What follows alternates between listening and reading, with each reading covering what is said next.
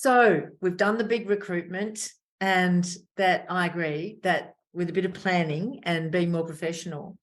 And then this to me seems to be the one area that directors continually tell us we don't do well. And this is the induction piece. And Megan, of course, as you know, with our assessment processes, we ask this question as a director: how was your induction? Did it help you understand the organization? Was it based on your skills and your gaps, but also what you bring to the board? And did it actually help you bring those things quicker to the board? And 44% say no.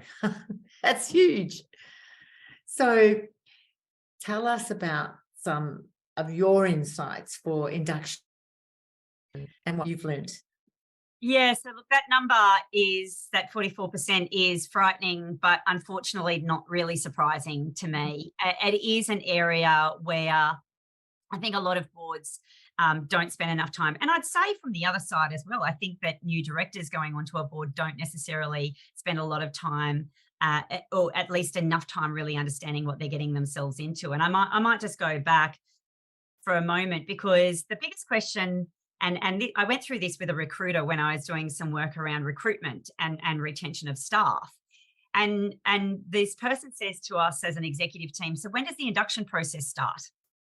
And of course, the executive team sit around and say, oh, well, first day on the job and starts in the morning. And she said, no, go backwards.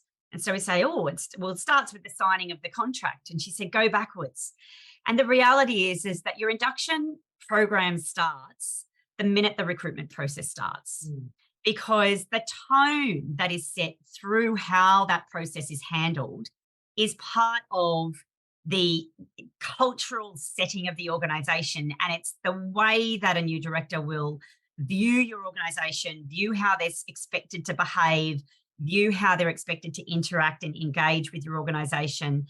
And so those early steps are actually all part of that induction process. And it's really important to get that right. So, and that's, great messaging for whether it's a director or a member of staff, is that the induction starts with the minute they set foot in the door for the first interview. That's and even before, with the email correspondence.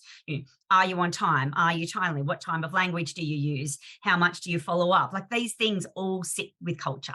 They all contribute to how the culture of the organization is.